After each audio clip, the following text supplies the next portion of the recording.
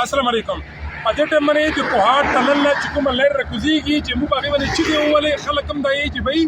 چې دا کوم کوهاټ تنل نه لیر رسي لکه ګوره دې ولګه وجي وسیم بهی عمران بهی دا کوهاټ تنل نه دا توره غټه وترۍ ده چې د کلر قهر غونې ډنجر وترۍ ده. اوس د دې وترۍ نه چې کله ګوړې راشي عمران ودرېږه دا بس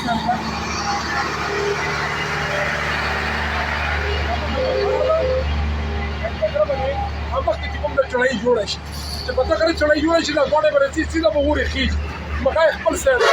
مړې 15 दिन ټیم راکړه چې امینه فریدي دا چړۍ جوړه نه کړه درنه سار کاټ کا په 15 दिन کې ته جوړم एक کوارټ څوره ټریکټر یې کې ایکسیکیوټر یې ته راځه فری مټیریل وړه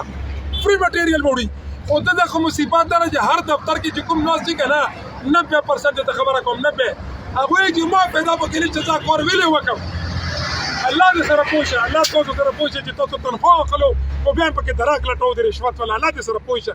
یا الله نو مبل متوجه شه لغونه یا الله متوجه شه چې دا خلک برباد کړو د وطن خدارو او دغه سرکوري خلکو دا خبر پښتونخوا یو بل